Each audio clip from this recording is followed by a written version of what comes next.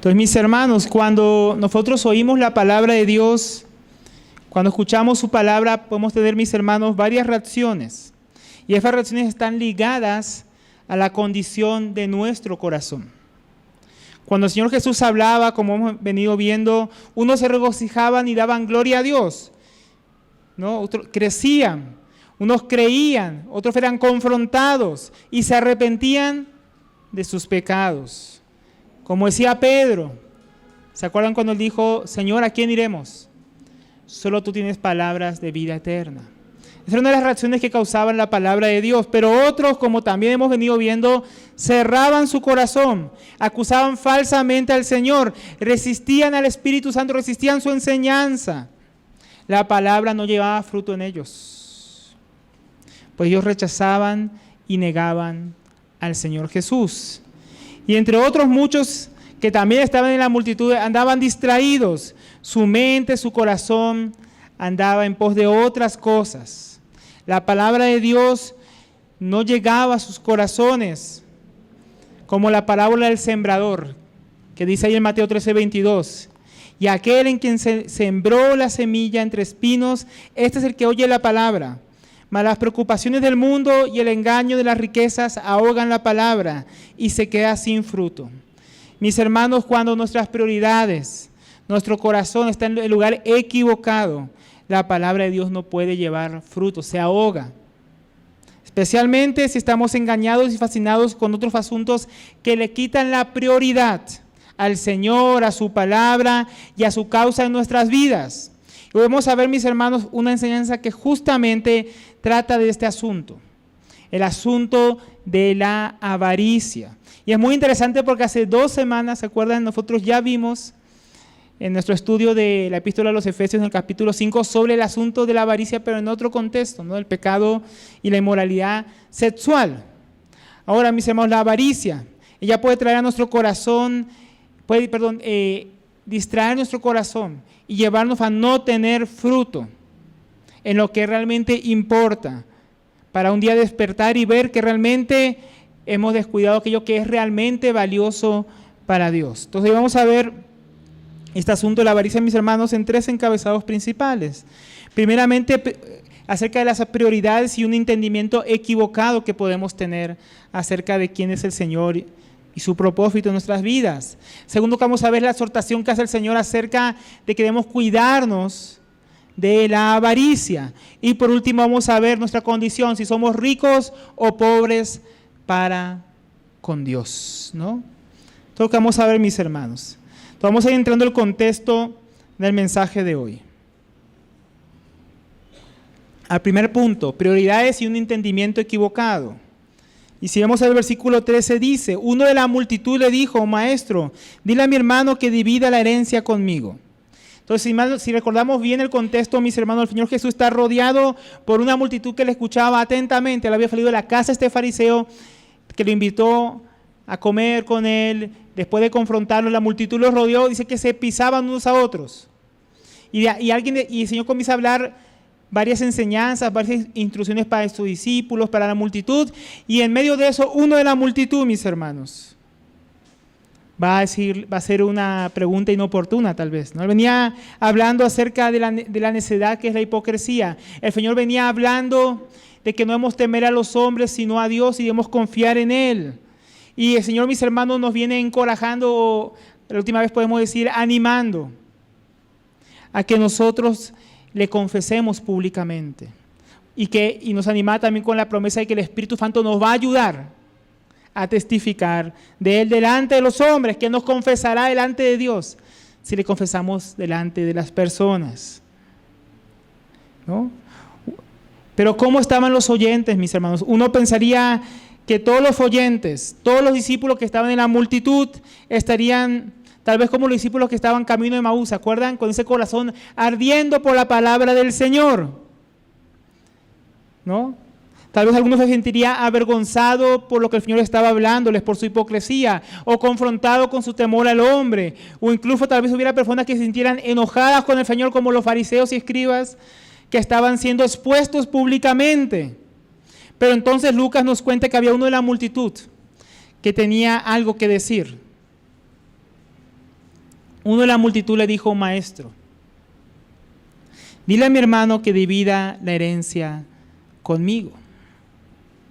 Entonces, en medio de estas grandes enseñanzas que está dando el Señor, esta gran enseñanza que animaba a los creyentes a confesarle públicamente, un hombre importuna con una pregunta que no tenía nada que ver, que parece sacada fuera de lugar, desubicada.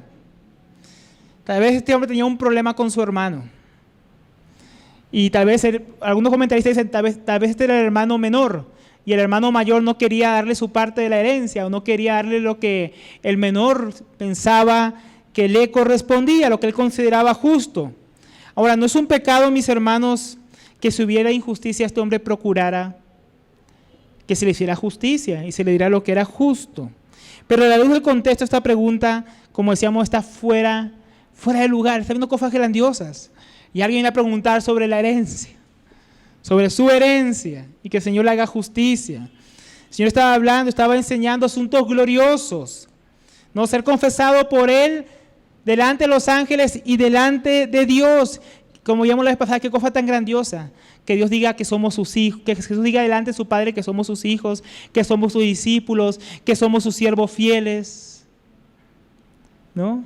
El Señor prometía la ayuda del Espíritu Santo para quienes que le confesaran delante de los hombres. Qué gran promesa uno podría pensar que el Señor estaba dando a sus discípulos. El Señor prometía juicio para quienes lo negaran y resistieran al Espíritu Santo. Un juicio irrevocable para aquellos que habían estado blasfemando contra la obra del Espíritu Santo. Pero este hombre, en medio de la multitud, pensaba en una sola cosa. Una sola cosa cautivaba su corazón. Un solo pensamiento irrumpía en medio de las palabras de vida eterna que el Señor estaba hablando. Mi herencia, lo mío, lo que me pertenece, lo que mi hermano debe darme. Qué cosa tan tremenda, mis hermanos. Qué cosa tan tremenda, mis hermanos, porque de la abundancia del corazón abre la boca. Las palabras del Señor, la enseñanza del Señor no habían entrado a su corazón. No habían cautivado su corazón, no habían confrontado su corazón, no habían animado su corazón. ¿Por qué? Porque no estaba oyendo. Él no tenía su corazón en aquellas cosas que el Señor estaba hablando, en aquellas cosas gloriosas que Él estaba enseñando. Él solamente pensaba en sí mismo y en lo que Él quería. En conclusión, mis hermanos, este hombre tenía sus prioridades equivocadas. En un lugar que debe tener como prioridad al Señor y su enseñanza, él tenía anhelos terrenales, anhelos propios, su propia causa, y no la causa del Señor. Y mis hermanos, qué difícil, qué fácil más bien, es que nuestro corazón se desvíe, como el de este hombre. Qué fácil es estar aquí en este momento escuchando la palabra de Dios y tener el corazón en otras cosas, tal vez en las nuestras, ¿no? Tener nuestro corazón en otro lado, tener nuestros pensamientos, nuestros afectos, nuestra atención priorizada en otras cosas que ponemos por encima del Señor. Muchas veces podemos tener la actitud que tuvo este hombre, escuchar grandes cosas acerca de Dios, escuchar la palabra de Dios, pero nuestro corazón está desubicado, tan enraizado en las cosas que hay en este mundo, mis hermanos, y que deseamos que la palabra de Dios no encuentra cabida, no encuentra lugar en nuestro corazón, no encuentra un corazón que sea receptivo para la enseñanza de nuestro Señor, para el lugar que Dios merece. Eso es muy tremendo, mis hermanos. El corazón de este hombre a veces se parece al corazón de muchos de nosotros, que no tiene las cosas de Dios por valiosas, que solamente piensa en lo suyo. Pablo dice que había personas que buscaban lo suyo propio, que no era como Timoteo, en otro contexto. Hay personas que amaban más el mundo, incluso habían abandonado al apóstol Pablo en la cárcel, que estaba sufriendo por causa del Señor. Y así a veces parecemos también nosotros. Dejamos al Señor de un lado para seguir nuestra propia causa. ¿Cuántas veces estamos, mis hermanos, en una situación? El Señor trae a memoria su palabra, pero finalmente, mis hermanos, nuestras decisiones priorizan nuestros deseos, nuestras metas terrenales, y por ello no obedecemos la palabra de Dios y no vemos fruto en nuestra vida, como lo que hablamos en la introducción. Aquella semilla que cae en medio de la zarza, los espinos, y es ahogada y no lleva fruto. ¿Por qué? Porque está ocupada en las preocupaciones de la vida, en el afán de las riquezas. Así era el corazón de este hombre y así a veces es nuestro corazón. Prioriza mal porque tenemos el entendimiento equivocado. No entendemos cuál es el propósito de Dios, no entendemos cuál es la centralidad del Señor. Entonces, este hombre tenía una prioridad equivocada, mis hermanos, pero también tiene un entendimiento equivocado acerca del Señor y su misión. Dijo: maestro, dile a mi hermano que divida la herencia conmigo. Él consideraba al Señor uno más. Mis hermanos, este hombre revela con su petición que tenía un entendimiento equivocado acerca de quién era el Señor Jesús. Era normal que en la época, cuando hubiera disputas, alguna persona en el pueblo de Israel acudiera a algún rabino, algún maestro de la ley, alguna persona espiritual o con reputación, para que le ayudara a solucionar esa situación, como estos asuntos de herencia. En el Antiguo Testamento muchas acudían a los sacerdotes, ahora acudían a los rabinos, y al final Jesús lo está tratando como si fuera un rabino más, con su petición. Como si fuera un hombre más, un rabino más importante que simplemente: Señor, sí que tremendo lo que estás hablando, pero ven y solucioname mi situación particular. Este hombre con su petición rebaja al Señor, rebaja su misión y muestra que por más que le escuchaba estas palabras tan gloriosas, no entendía. El Señor está hablando de confesarle a él delante de los hombres y que él les iba a confesar delante de Dios. Él estaba mostrando que no era un rabino más, no era un profeta más, no era un maestro más que había venido, pero este hombre no lo podía ver, no lo podía entender, ¿no? Qué importante es al Señor Jesús, que si yo lo confieso delante de los hombres, Él me confesará delante de su Padre Celestial. Pero no, para este hombre era uno más que le podía ayudar como un árbitro en su disputa. Este hombre no entendía, mis hermanos, y muchos de nuestros días muestran esta clase de mal entendimiento. Escuchan la palabra del Señor, escuchan el testimonio de las Escrituras acerca del Señor, que Él es el Hijo de Dios, Dios hecho hombre, Dios manifiesto en carne, que murió y resucitó por el perdón de nuestros pecados y nuestra justificación, que un día volverá y juzgará a todos los hombres. Y en lugar de arrepentirse, en lugar de poner mucho su fe en Él, ¿no?, de entender lo que Él vino a hacer, en vez de adorarle por su grandeza, en vez de confesarle, no entienden. Piensan que el Señor Jesucristo es un milagrero, ¿no? Ahí está el Señor de los milagros, y ahí está el ídolo, con la cruz, el Señor de los milagros. Vamos a peregrinar al Señor de los milagros, que Él nos hace el milagro. Él va a solucionar todos los problemas inmediatos que tenemos en nuestra vida, como si fuera otro santo más, como si Él fuera otro Diosito más, como si fuera otro de los ídolos a los cuales muchos a veces los hombres van y le piden. Así tratan muchos también hoy en día al Señor Jesús. Pero no como Dios único y verdadero, no como el Señor de sus vidas y el Salvador de los hombres.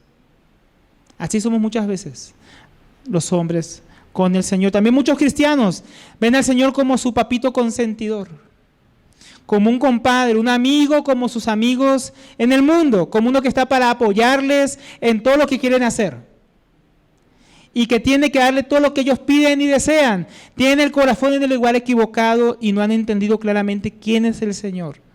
Piensan que ellos son el Señor y el Señor es el siervo de ellos. Así pensaba este hombre, tal vez, y así pensamos muchas veces también nosotros. Pero ¿cuál es la respuesta que le da el Señor a estas prioridades equivocadas y mal entendimiento que tenía este hombre? El Señor le dijo: hombre, ¿quién me ha puesto por juez o árbitro sobre vosotros? El Señor no está diciendo aquí, mis hermanos, que Él no tenga autoridad para juzgar todo asunto sobre la vida de los hombres. El Señor tiene toda autoridad para juzgar todas las cosas. Él está respondiendo a la falta de entendimiento de este hombre que lo consideraba como un simple maestro o árbitro para este asunto. Pero el Señor no había venido para esto. El Señor no había venido a juzgar asuntos triviales de las personas, o temporales, o terrenales. Él no vino a resolver los pormenores de la vida de las personas, ni para que las personas lo usaran como un medio para alcanzar sus metas, sus deseos o realización personal. Eso rebajaba al Señor y la obra que Él había venido a hacer en la cruz. Era un simple juez más, no, el Señor no vino a ser un simple juez más. Él tenía claro su prioridad, su propósito. ¿Para qué vino el mundo? En otro contexto, cuando Pilatos le interroga al Señor, en Juan 18:37, Pilatos le interrogó para ver a qué había venido el Señor. Entonces le dijo, ¿así que tú eres rey? Y Jesús respondió, tú dices que soy rey. Él no vino a hablar sobre si él era rey o no va a reinar. ¿A qué vino? Pero para esto yo he nacido y para esto he venido al mundo. ¿Para qué? Para cumplir todos nuestros deseos, para juzgar nuestros asuntos menores.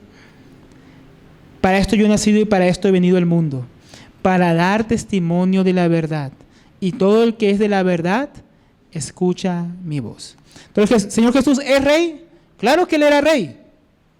Pero los judíos, mis hermanos, lo acusaban de promoverse como rey de los judíos en aquel tiempo, lo cual sería una rebelión abierta contra el imperio romano. Y en ese momento de la historia, aunque el Señor Jesús va a reinar y es el rey de los judíos, en ese momento de la historia Él no había venido para inaugurar su reino en la tierra. Aun cuando los judíos quisieron coronarlo después de la multiplicación de los peces y los panes, el Señor Jesús se fue a la montaña. Dice que los dejó y se fue a la montaña a orar. Él no fue dejó coronar ahí. Ya todo el mundo quería hacerlo rey porque había multiplicado, ¿no? Porque les había dado de comer. Y no porque habían visto las señales y entendían quién era Él realmente. Pero el Señor Jesús no vino en esa primera venida a reinar todavía. Él había venido para dar testimonio, ¿no?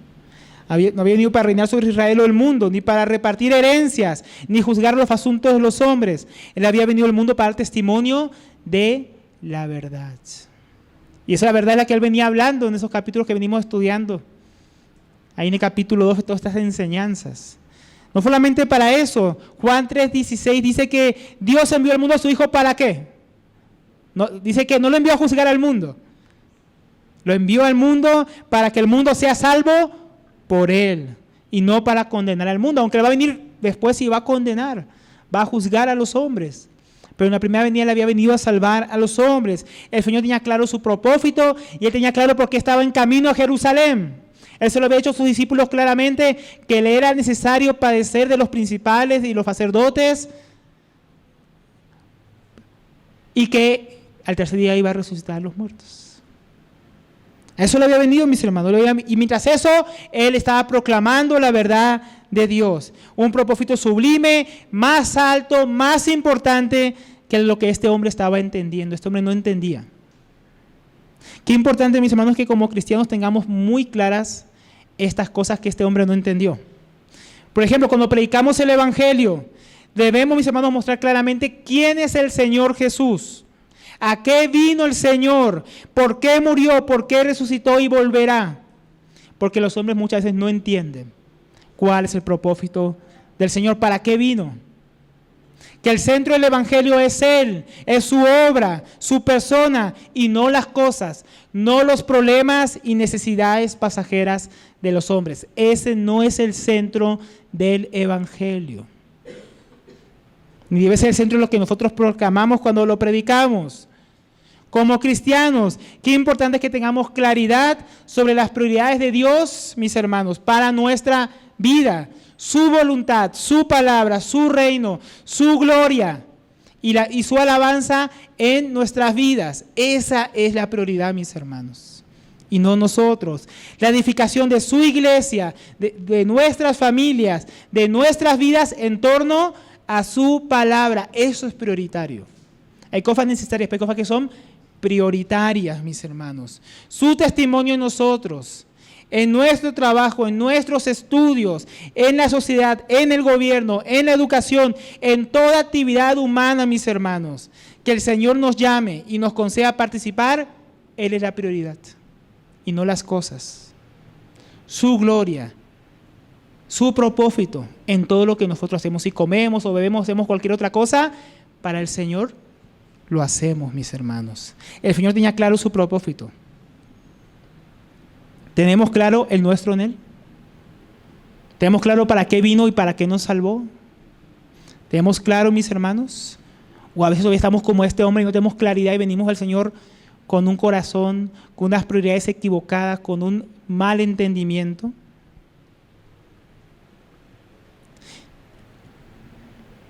Versículo 15. Y les dijo, estoy usando la Biblia de las Américas por si es un poco diferente. Y les dijo, estad atentos y guardaos de toda forma de avaricia. Porque aun cuando alguien tenga abundancia, su vida no consiste en sus bienes. Ahora el hombre pasa a confrontar la raíz del mal entendimiento y prioridades equivocadas en la vida de este hombre. Esa raíz está ligada a la avaricia.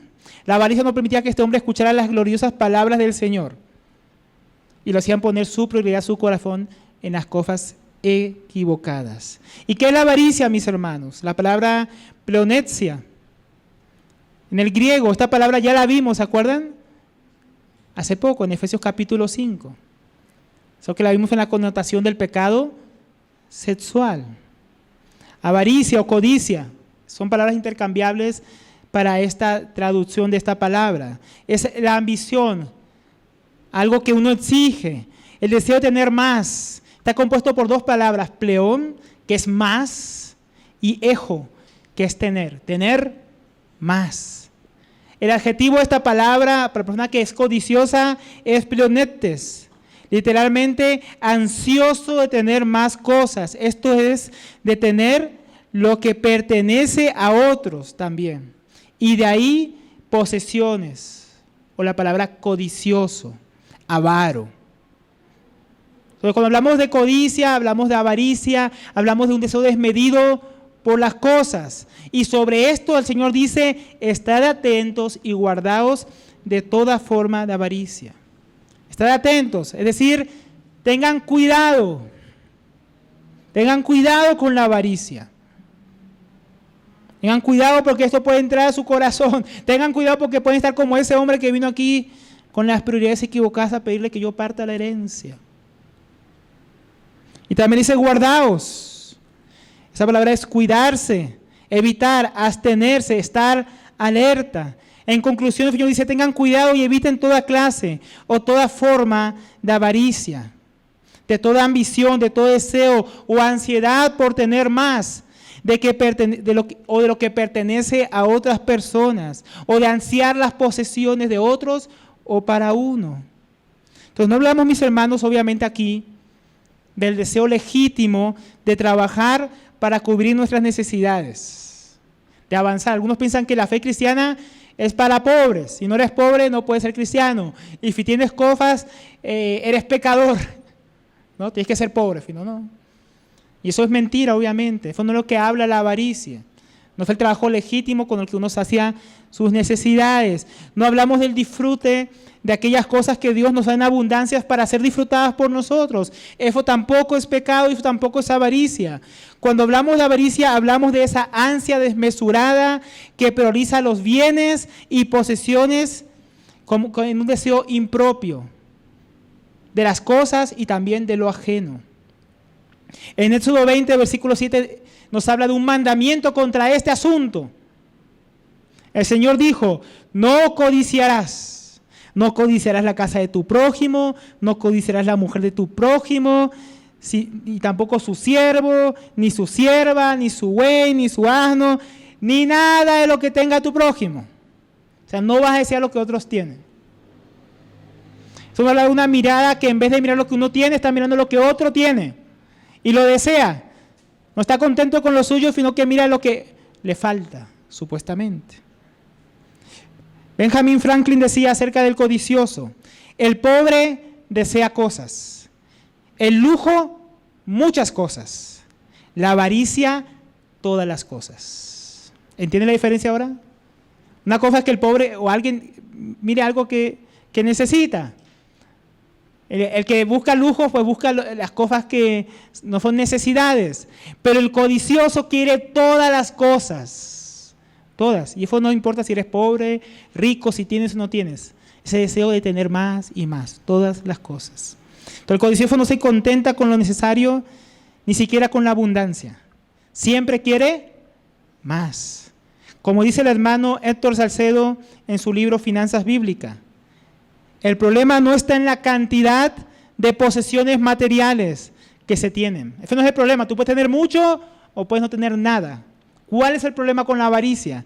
Sino en la disposición del corazón hacia esas cosas. Ahí está el problema. El problema fue un problema no de cantidad. Es un problema, mis hermanos, del corazón. Un corazón que nunca está contento con nada. Un corazón que tiene un amor hacia las cosas. Bueno, no solamente las cosas, como ya vamos a ver. Por ello dice Pablo, como ya hemos visto tanto en la epístola a los Colosenses capítulo 3, como en la epístola a los Efesios capítulo 5 respectivamente, aunque dijimos que era el ámbito sexual, pero también es aplicable aquí porque sigue siendo avaricia. Que la avaricia es idolatría y que el avaro es un idólatra. Esa es la disposición del corazón equivocada hacia las cosas. Es una disposición donde pone las cosas en el lugar que solamente le pertenece a Dios. Donde las cosas pasan a tener la prioridad en nuestras vidas. Y ya no tiene Dios la prioridad, como el caso de este hombre. No tenía como prioridad la enseñanza y la persona del Señor. Tenía como prioridad su herencia, lo suyo. Ahí mostraba él que le amaba más su herencia que al Señor. Y ahí esto nos muestra muchas veces cómo nuestro corazón desea más las cosas que a Dios. Cuando nuestro corazón tiene por prioridad la vida, en esta vida las posesiones, entonces ponemos a las cosas en lugar de a Dios. Entonces vivimos para la riqueza, los lujos y los bienes de consumo. Y eso es una cosa característica de nuestro tiempo. Si usted mira este mundo, es bastante consumista. Y siempre está consumiendo más. ¿Por qué? Porque nunca se sacia. Entonces la codicia es esa sed insaciable por las cosas, por tener más. Nunca está contento. Acaba de conseguir algo y ya quiere lo siguiente. Y si tiene algo lo quiere más grande, y después más grande, y después más grande. Pero como creo que también dice las Escrituras, ¿acaso se saldrá el hombre con dinero? ¿Se saldrá el hombre con las cosas, mis hermanos? ¿Seremos saciados? Y esto es justamente lo que este hombre vino a pedir al Señor, mis hermanos. Que le diga a su hermano que parta la herencia. No era ilegítimo el deseo de tener, ¿no?, su parte de la herencia. El problema es que la herencia está para él como algo más importante que el Señor Jesús y su palabra. Como Eva. ¿Se acuerdan de Eva? Eva estaba en el jardín. Adán y Eva están en el jardín. ¿Qué les dio el Señor a ellos? Hermano, les dio todo. Les dio todos dijo, ustedes pueden comer de todos los árboles que están en el jardín. De todos menos de uno, ¿no? Está en el medio del jardín, el árbol del conocimiento del bien y el mal. Luego viene la serpiente y tiene una conversación seductora, engañosa, mentirosa, torciendo la palabra de Dios con la mujer. Y luego la serpiente ya desaparece de escena y queda solamente la mujer. Y que dice la Biblia que la mujer vio el árbol, ¿no? Vio el árbol que era bueno para comer y que era agradable a los ojos. Y mira qué bonito el árbol. Y luego dice, y árbol codiciable para alcanzar la sabiduría. Y tomó el fruto y comió y dio también a su marido. Esta mujer no le bastó todos los árboles que Dios había hecho. Codició el que Dios no le permitió. Y luego Adán también desoyó a Dios y comió con ella. Eso es la avaricia, mis hermanos.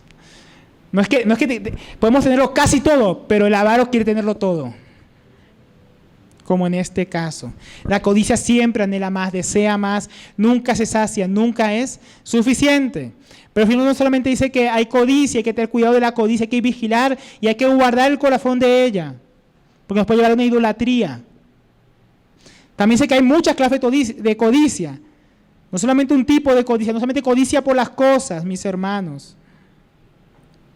Warren Wiersbe dice al respecto, la codicia es una sed insaciable de tener más y más de algo que creemos necesitar para quedar verdaderamente satisfechos, ¿no? Cuando yo consiga eso, pensamos que ahí sí, ¿no? Ahí ya alcanzamos la meta de nuestra vida, ahí vamos a ser plenos, ahí, usted ha visto esos videos que a veces muestran por ahí, ay, si yo tuviera ese carro, sería feliz, ¿no? Y el que tiene cicla dice, si yo tuviera el carro, sería feliz, pero el otro, el que está en silla de ruedas dice, si yo tuviera cicla, sería feliz.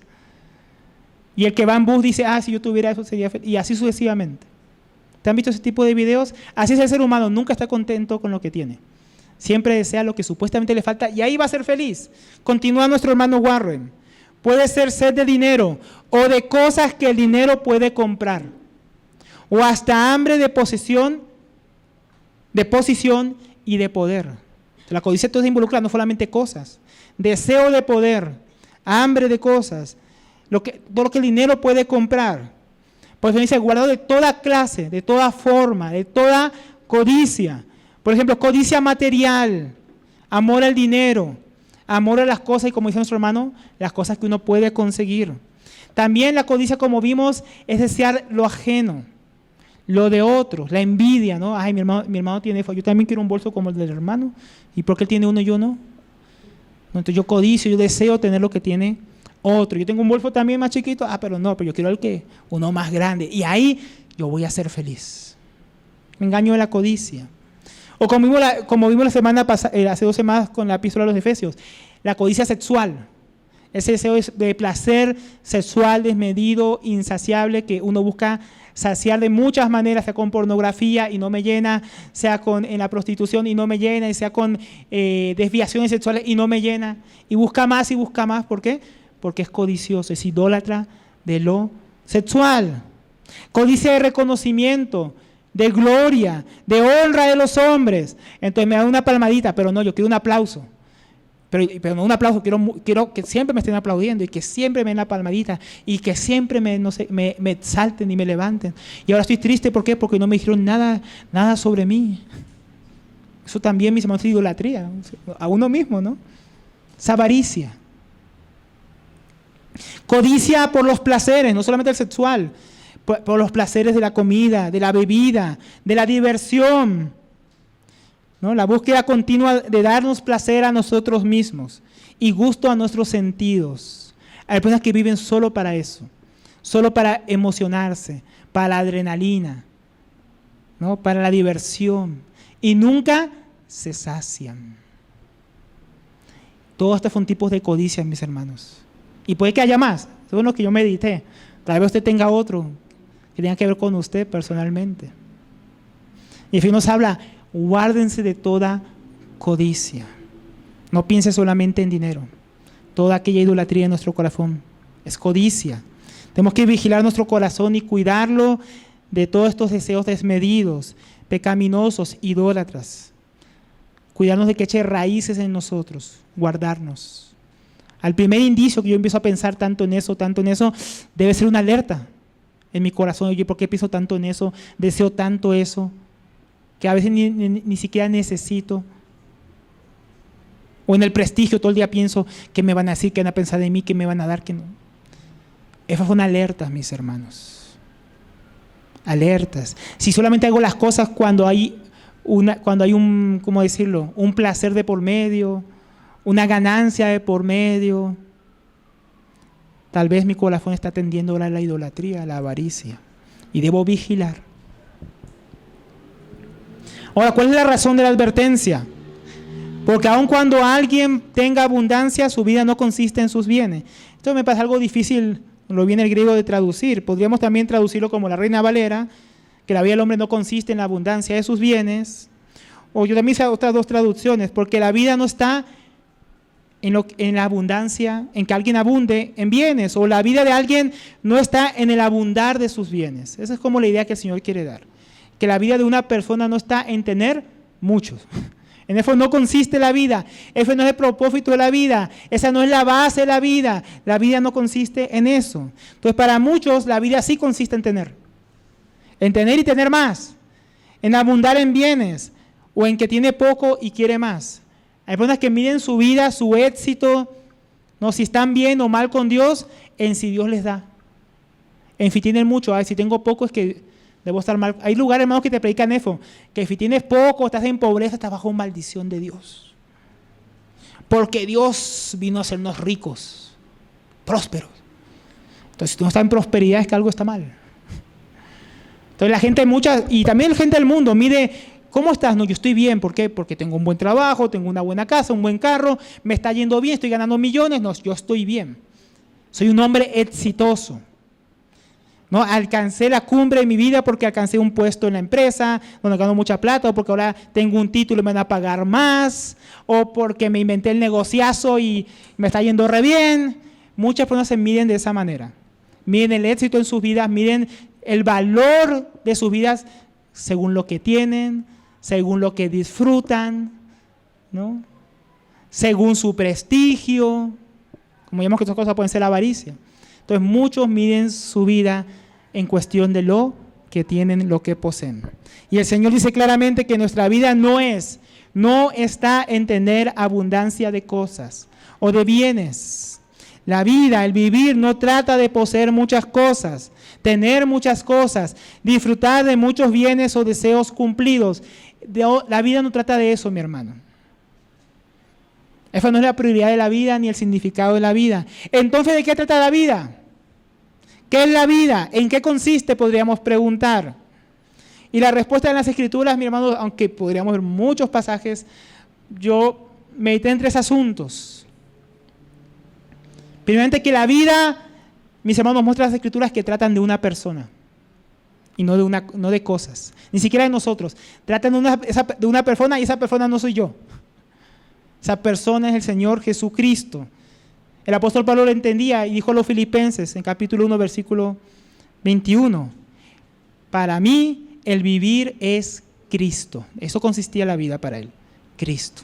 Vivir es Cristo. Y el morir es ganancia porque si muero, muero para Cristo. Y si vivo, vivo para Cristo.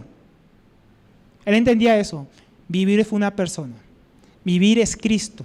Y dice, yo ahora estoy crucificado y ahora Cristo vive en mí. Él entendía que la vida, el propósito de su vida era que Cristo vive en él.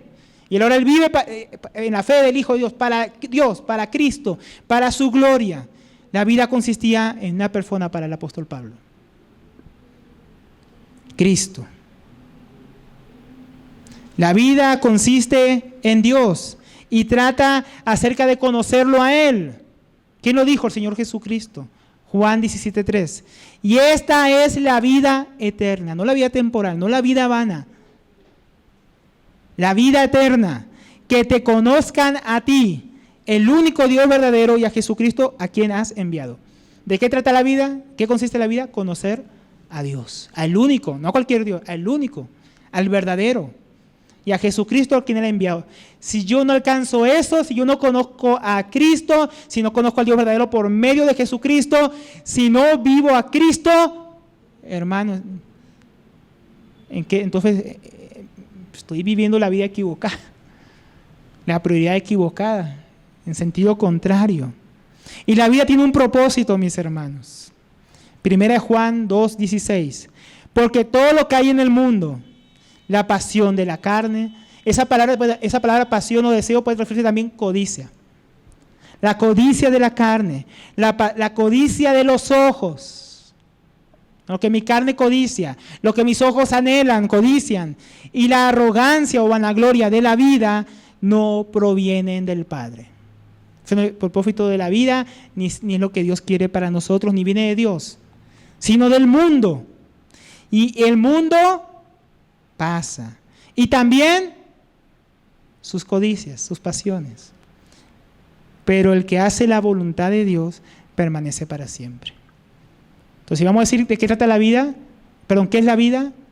Jesucristo es la vida. ¿De qué trata la vida? De conocer a Dios, el único Dios verdadero, y a Jesucristo a quien Él ha enviado. ¿Y cuál es el propósito de la vida? Lo eterno, lo que permanece para siempre, la voluntad de Dios, mis hermanos. Por eso tenemos que guardarnos del engaño de la idolatría, que es la avaricia. Ella nos desenfoca de aquello, o más bien de aquel en quien consiste, de quien trata y del propósito de la vida, Jesucristo. Y la voluntad de Él y la gloria de Él, mis hermanos. De eso trata la vida. Vamos al último punto. Ahora que el Señor nos ha dejado claro de qué trata la vida, mis hermanos, en qué consiste la vida, en una persona, y que no consiste en Jesucristo, y que no consiste en los bienes que tenemos. Él va a pasar a ilustrar esto con una parábola, que nos ayuda a entender mejor el peligro, pero también lo necio o la necedad que es la avaricia, mis hermanos, y lo necio que es el avaro. Si yo le pondría un título a esta enseñanza, sería la necedad de la avaricia. Así como yo la vez pasada, la necedad de la hipocresía. La hipocresía es necia porque será descubierta. La avaricia es necia porque no tiene ninguna ganancia, mis hermanos. Vamos a verlo. Vamos a primeramente leer la parábola y luego vamos a ver unos detalles. También le refirió una parábola, diciendo, la tierra o la heredad de cierto hombre rico había producido mucho. Y pensaba dentro de sí diciendo, ¿qué haré ya que no tengo donde almacenar mis cosechas? Entonces dijo, esto haré. Derribaré mis graneros y edificaré otros más grandes, y allí almacenaré todo mi grano y mis bienes. Y diré a mi alma, alma, tienes muchos bienes depositados para muchos años. Descansa, come, bebe, diviértete. Pero Dios le dijo, necio, esta misma noche te reclaman el alma. Y ahora, ¿para quién será lo que has provisto? Vamos a examinar la parábola ahora más en detalle. El Señor introduce hablando de un caso hipotético que podía ser normal en los días, ¿no? Las parábolas siempre eran asuntos normales, la vida cotidiana, que la gente podía comprender. Y se les refirió una parábola diciendo, la tierra de cierto hombre rico había producido mucho, ¿no? Nada fuera de lo normal. Para muchos en la época del Señor, los ricos eran terratenientes, los que tenían pues muchas tierras. Y si tenían mucha tierra, pues tenían mucha cosecha, podías venderle y ganar mucho dinero. ¿Se acuerdan cómo Boaz, ahí en la historia de Ruth, era un hombre próspero? Tenía tierra y estaba justamente en la época de siega. Bueno, en la época del Señor Jesús todavía era así. Así era la economía. Tenía muchos animales o muchas tierras que produjeran frutos. Eran hombres ricos. Y hasta aquí todo va bien, porque no es pecado tener la bendición de Dios y que Él bendiga nuestro trabajo, ¿no? En este caso, uno puede decir, Dios había bendecido la tierra de este hombre, el trabajo de este hombre, y había producido mucho fruto, al parecer mucho más de lo que él esperaba. Hasta ahí todo bien. Pero miren ahora el versículo 17. Pero él me tiene un pensamiento, una conversación consigo mismo, muy perturbadora. Pensaba dentro de sí diciendo, ¿qué haré ya que no tengo dónde almacenar mis cosechas? Entonces dijo, ya sé lo que haré, derribaré mis graneros y edificaré unos más grandes, y allí almacenaré todo mi grano y mis bienes, y diré a mi alma, tienes muchos bienes depositados para muchos años, descansa, come, bebe, diviértete. Y aquí sí vemos varios problemas, mis hermanos, en el corazón de este hombre, que es lo que el Señor apunta, que entendamos. Cosas que eran obvias para el contexto de las personas que lo estaban escuchando, porque toca esclarecerlas. Primero vemos que este hombre era egoísta y que solamente pensaba en sí mismo. Cuando uno va a ver estos pasajes en griego, ve que la palabra mí, mis, mío, se repite bastante, como unas 8 veces. Dice William Hendricks, yo solamente alcancé a encontrar unas 6 o 4 veces que se repite esta palabra en el griego, en el original. Entonces el hombre pensaba bastante en mí, en lo mío, en mis, ¿no? Vemos primeramente que no le dio gracias a Dios por los bienes que tenía. Vio que era muy rico, tenía muchas cosas, había producido mucho. Él no agradeció a Dios. Él no pensó, y era algo obvio para la gente de esta época, no para nosotros, en llevar el diezmo de la cosecha. No dijo, ya sé lo que haré, voy a llevar el diezmo de mis cosechas en agradecimiento a Dios al templo, que era algo normal en la época, porque los diezmos eran lo que uno producía de la tierra, no era dinero. Pero nuestro hombre no iba a llevar los diezmos ni las primicias a Dios. No era un hombre agradecido que pensara en Dios. Tampoco dijo, voy a hacer lo que dice la ley, que tengo que dejar una parte de la cosecha para los pobres, que en Levítico mandaba dejar una esquina de la parcela de lo que se había producido para los pobres. Pues sabemos que Ruth iba y recogía tanto lo que se caía como de esta parte que se dejaba a los pobres. Pero este hombre era muy egoísta, no dio gracias a Dios, no le dio a Dios nada en agradecimiento y tampoco pensó en los pobres. Eso, algo que salta a la vista y que en esa época era muy común, que la gente lo tuviera en cuenta. Segundo, primero vemos que era muy egoísta. El segundo problema que vemos de este hombre, quería acumular más bienes de lo que él mente podría disfrutar o de su propia capacidad. Lo vemos en que dice que va a derribar sus graneros. Él como un hombre rico seguramente ya tenía muchos graneros y graneros grandes, pero había producido tanto que esta vez la producción había sobrepasado la capacidad de sus antiguos graneros. Y él no dijo, bueno, Tengo tanto, aún más que lo que necesito, más que lo que produje la vez pasada, voy a dar a los pobres, voy a dar esto. No, él dijo, ya sé lo que haré, voy a hacer un granero más grande para acumular más, para tener más. No basta tener lo que antes tenía, que yo quiero más. Entonces voy a derribar mis graneros y voy a hacer unos más grandes. Entonces, eso es lo que vemos. Este hombre quería tener más de lo que él necesitaba, tener más y más y más. Vemos la avaricia. Y tercero, no entendía en qué consistía la vida. Lo que el Señor habló en el versículo 15. Pensaba que su alma poseía mucho, porque dijo, diré a mi alma, muchos bienes tienes para muchos años. ¿Acaso, mis hermanos, el alma podía disfrutar de esos bienes? ¿Esos bienes podían saciar su alma, su corazón, su necesidad interior? Él pensaba que sí, que él poseía mucho. Pero como la vida no consiste en los bienes que uno posee, era realmente pobre en su alma. Su alma estaba vacía. No estaba buscando llenar su alma con Dios, con su palabra, con su voluntad. Él buscaba llenar su alma con todos los muchos bienes que había acumulado. Él tampoco reconocía sus límites. Pensaba que tenía muchos años para disfrutar. Dice a su alma, tiene fines para muchos años. Él pensaba que tenía la vida comprada. Que él sabía cuánto iba a vivir, que él podía vivir lo que quería, ¿no? Él no era sabio, ni era humilde, ni reconocía que su vida dependía de Dios, que sus días estaban contados, que solo Dios los conocía y que él no podría vivir para siempre. Pero este hombre no era humilde, este hombre no consideraba sus limitaciones. Pensaba que su vida o la riqueza de su alma consistía ¿en qué? En descansar, en comer, en beber y divertirse. Tenía prioridades equivocadas. Pensaba que eso era la vida, que ese era el disfrute para su alma. Descansar porque trabajé mucho, beber, comer, divertirse. Me recuerda mucho el hijo pródigo que pensaba que no podía gastar su herencia, ¿no? Y cómo terminó pobre. Nada de esto le iba a dar satisfacción definitiva a su alma. Era un hombre que estaba equivocado. Este hombre avaro, que tiene su corazón cegado por los bienes materiales, que solo piensa en el disfrute de la vida presente y que solo piensa en sí mismo y su placer. Este es el hombre de esta parábola, ejemplificado aquí. Como el hombre que solamente pensaba en su herencia. Señor, que parta su herencia mi hermano conmigo. Su corazón estaba en la herencia, su disfrute estaba en la herencia. Cuando mi hermano me dé mi parte de la herencia, voy a ser feliz. Mi alma será saciada, tal vez pensaba, pero no, mis hermanos. Versículo 20 muestra la necedad de la avaricia. Pero Dios le dijo, necio, esta misma noche te reclaman tu alma. Y ahora, ¿para quién será lo que has provisto? Fue necio porque pensó que realmente era rico, que su vida consistía en lo que tenía, pero esa misma noche iba a morir. El mismo Dios iba a venir a pedir su alma para la que había acumulado tanto, se le iban a quitar.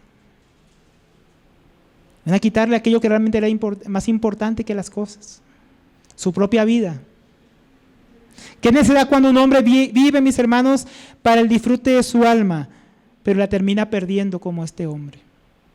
Vive para descansar, para divertirse, para comer, para beber, para poseer, para tener más, para hacer graneros más grandes, para acumular más, pero termina perdiendo su alma. Aquellos que viven para disfrutar la vida hoy, pero pierden su alma para la eternidad, esos son los necios. Aquel que rechaza a Dios para tener posesiones, riquezas y placeres en este mundo, mis hermanos, está abrazando la pobreza y la pérdida de su propia alma y finalmente la muerte eterna en el lago de fuego. Es una necesidad vivir para este mundo, sus bienes y los placeres, que pronto van a terminar, como ya vimos en 1 de Juan.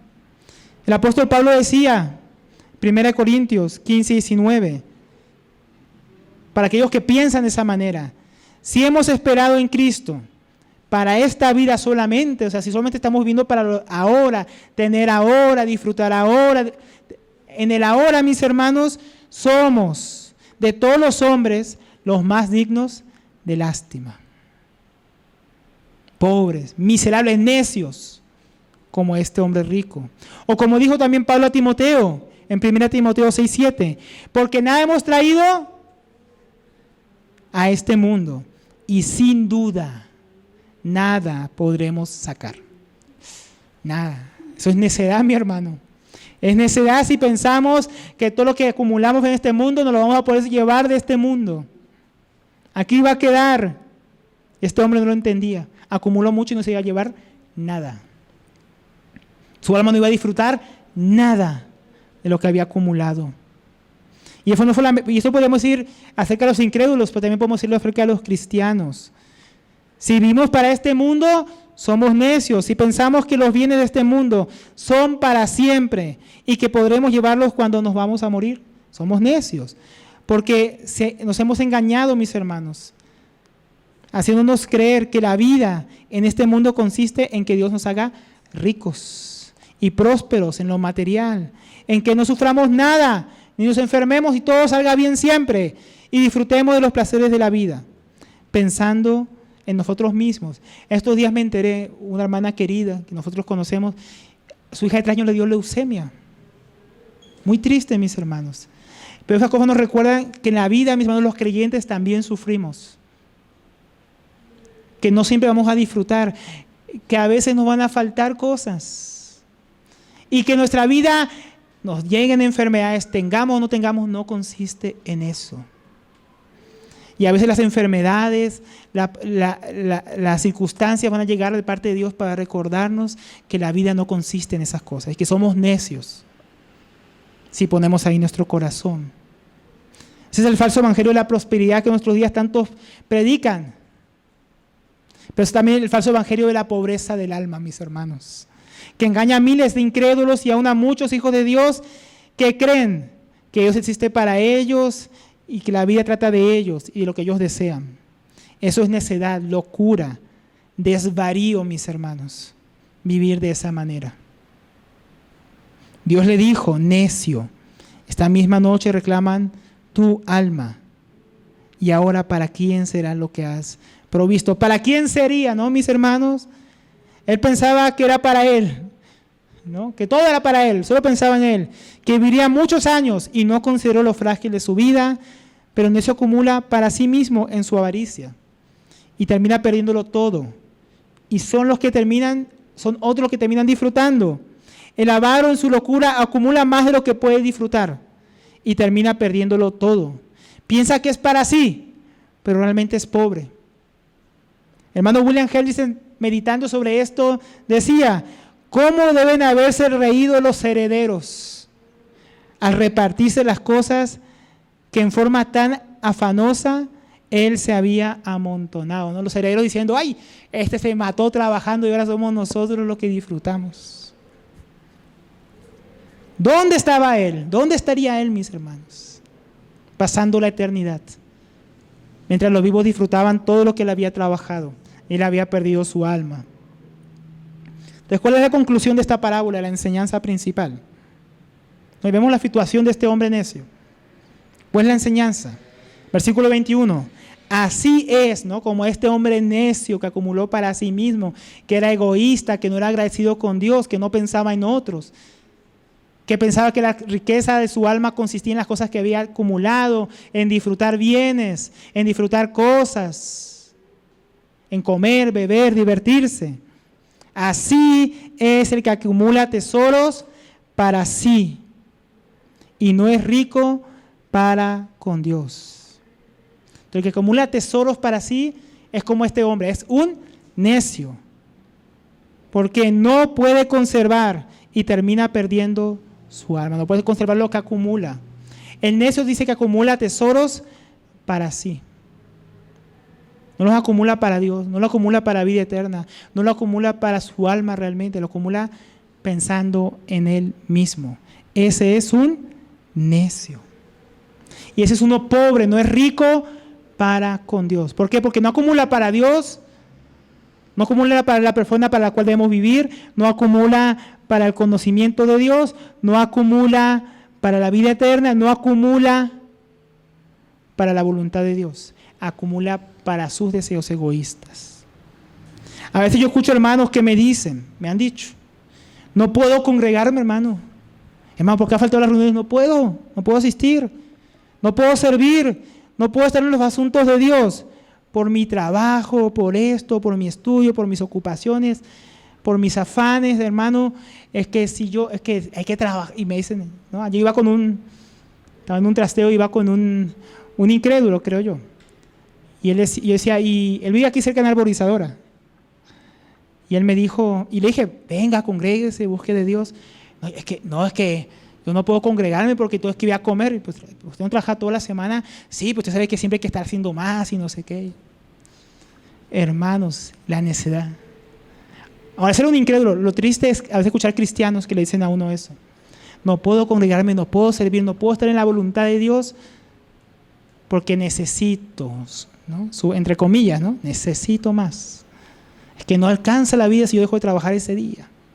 Es que no alcanza, es que hermano, usted sabe. Y piensan que la vida de ellos consiste en trabajar y tener más y conseguir. No, y Dios no es la prioridad de sus vidas. Dios no está en el centro de sus vidas. Y yo lo que termino pensando es realmente que Él cree que todo su esfuerzo, todo su afán, todo su tener más, lo va a llevar realmente a alcanzar el propósito de su vida. Más que el propio Señor. Eso es muy triste. Hermanos, eso es vivir para nosotros mismos. Eso es tener prioridades equivocadas y un entendimiento equivocado de quién es Dios y de qué trata nuestra vida. Hay otros que dicen, hermano, yo sé que Dios me va a prosperar. Están ahí en su trabajo y no están pudiendo venir, pero espera, hermano, yo sé que Dios me va a prosperar. Están ciegos a lo mucho que Dios ya les ha dado. Piensan que van a prosperar cuando tengan mucho dinero, cuando su negocio esté mejor, cuando tengan más cosas. Ahí dicen, hermano, Dios me va a prosperar. ¿Y qué hemos visto en Efesios? Dios nos ha hecho ricos.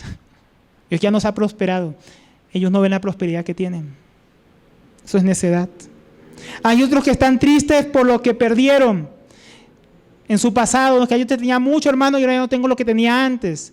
Perdí mi trabajo, que era muy bueno, o yo antes tenía mucho dinero y perdí ese dinero, o me fue mal el negocio y perdí la empresa.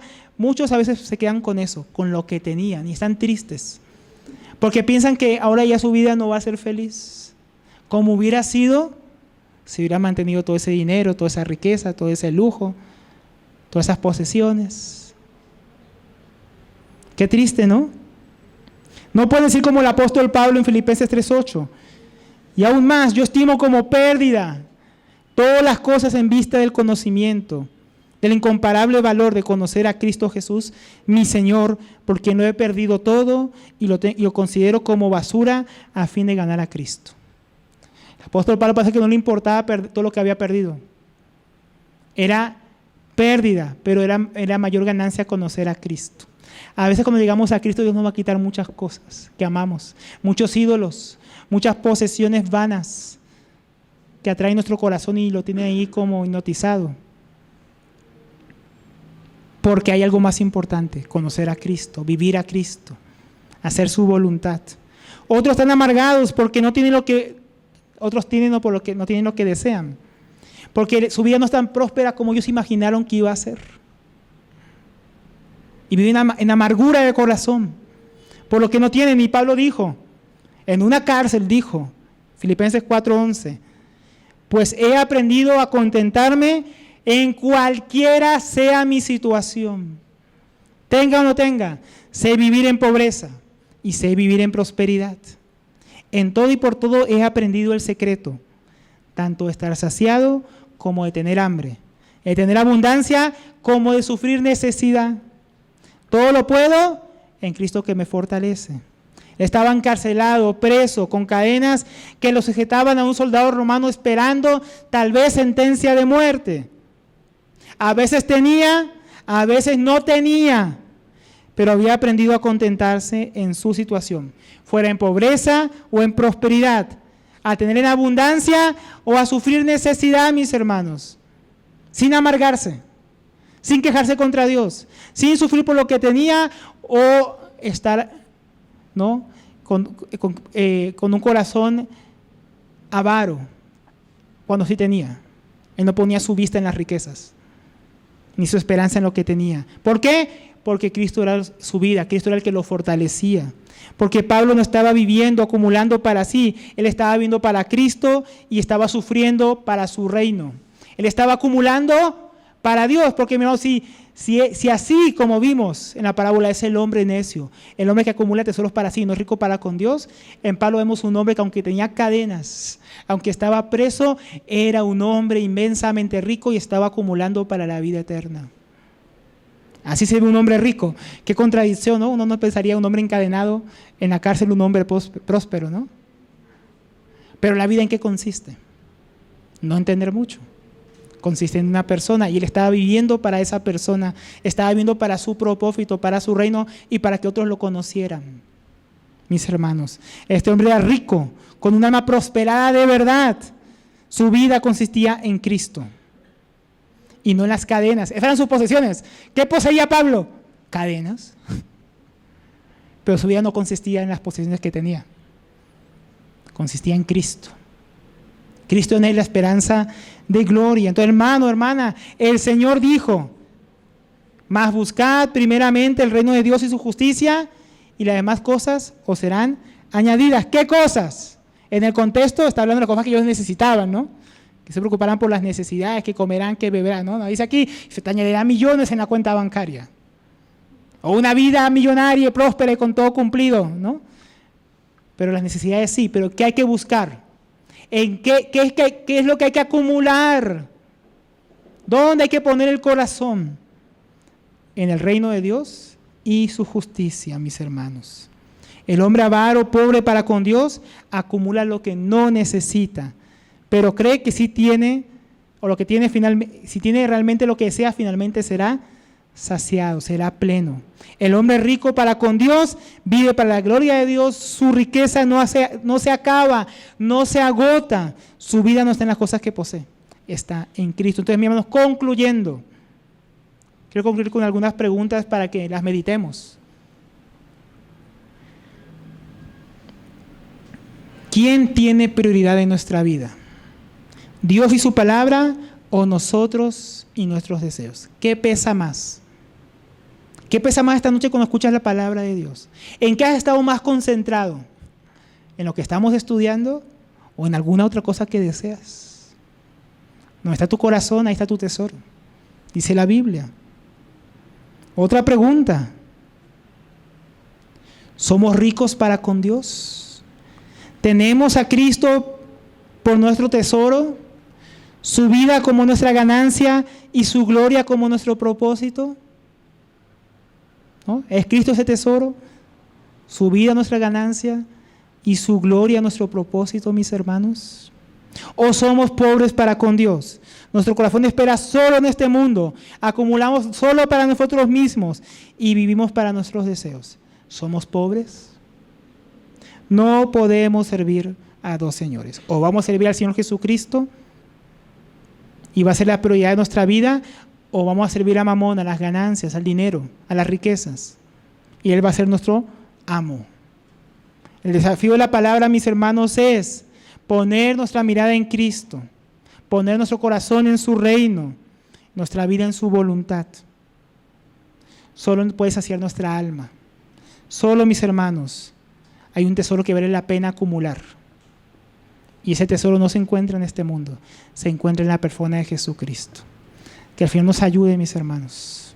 Que el Señor nos guarde de toda avaricia. Y nosotros también vigilemos, nos manda a vigilar, a guardarnos. Te damos gracias, Señor, por tu palabra esta noche, por lo mucho que nos amas, Señor, porque tú deseas darnos lo mejor. Y lo mejor no es lo que nosotros podemos conseguir por nosotros mismos. Lo mejor está en la persona de tu Hijo, quien tú lo diste, tú nos diste lo mejor, Señor.